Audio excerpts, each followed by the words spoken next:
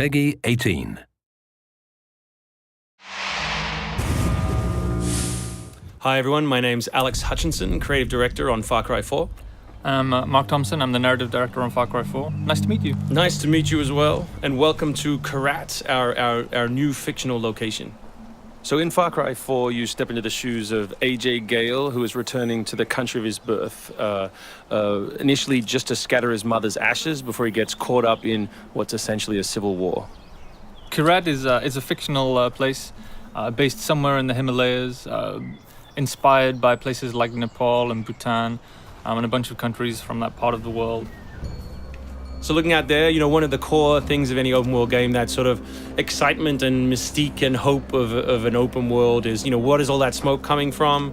What temples are out there? What secret locations? So we've peppered the world with different places to find, all of them filled with loot and secrets and collectibles and all that good stuff. And of course, the open world of Far Cry is densely populated with a variety of different animals, beasts. And also that's some kind of yak. I don't even know what that animal was. Yak, I believe. Is it a yak? With next-gen fur. Next-gen fur, that's true. Individually modeled hairs. So you see here with the eagle, you won't see it in this demo, but you can be attacked from above for the first time in a Far Cry game. So we've tried really to play with verticality, to have threats above and below you. And obviously you can still get involved in the ecosystem of the animals and hunt. And you can throw bait now. Yes, to attract animals. Yeah, and stuff like the eagle stealing the morale of the goat. Like, it isn't scripted, that's just what happens at the intersection of those two different AI systems talking to each other. The goal being that every player tells themselves a different story, that they get different surprises, that they have a different story to tell their buddies when they come to work the next day or go back to school or whatever. So there are a bunch of new tools in Far Cry 4, one of which you'll see here is the grapple. We wanted to make something that allowed you to clamber over those annoying cliffs you sometimes came across in Far Cry 3, and something that would also lean into the much more vertical, much more mountainous regions we were building in this game. And that was a pretty simple example, but the level designers get pretty crafty with the setup.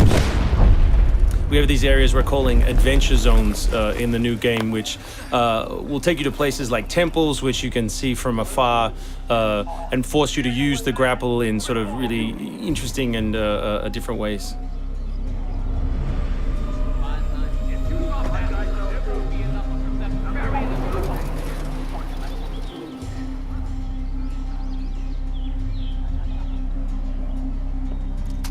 The auto crossbow is a new stealth weapon that we've introduced for Far Cry 4. It adds a little more versatility than the bow did in Far Cry 3. Obviously it sacrifices the long range for rapid fire, but it's still a super useful stealth weapon. So this is one of my favorite bits. This if you look down when you're meleeing in the new game, you kick.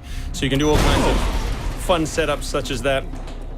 Kicking things is hilarious. I expect people around the world to be kicking rocks, explosive barrels, dead bodies, come November.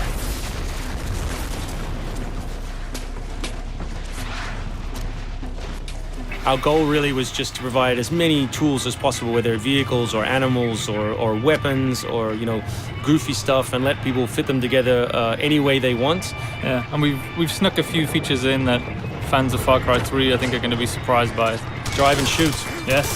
So drive and shoot, obviously it's a bit frustrating to be chasing someone forever and have to sort of drive in front of them, pull over and wait for them to get out. So now in the vehicles you can drive and shoot with any one-handed weapon. And you can also do driving takedowns from any vehicle, which I really like. So this idea of leaping from your vehicle into another vehicle, do horrible things to them, boot them out the side, and then continue on your merry way. You can now deliver death without even leaving your seat. So Wingsuit is still here, and it's really cool, as you see, and actually when the space became more vertical, it actually became more fun. The mountainous environment means that there's a lot more wingsuiting to be found. And hopefully you won't get it before the middle of the game. You will. Hopefully you will get it before the middle of the game. That's the current plan. But we are many months away from watching you guys abuse this online. Means that there's a lot more wingsuiting to be found. And hopefully you won't get it before the middle of the game. So here you'll get a look at elephants. Elephants are awesome. Probably my favorite animal in the game. Weaponized in many different ways. You can drive them into a rage, watch them smash the other characters in the world, or you can clamber on top of one and drive it through the gate yourself. My favorite animal is the human animal. It's very Far Cry 2 of you, Mark. It's the Shark of Darkness. So co-op is a massive part of the new game. It's one of our big ways of opening up the open world and letting you play any way you want. So basically, when you ask your buddy to join, all the solo missions turn off, and you're left with all of the open world toy, the outposts, the fortresses, the towers, all the quests to play any way you want.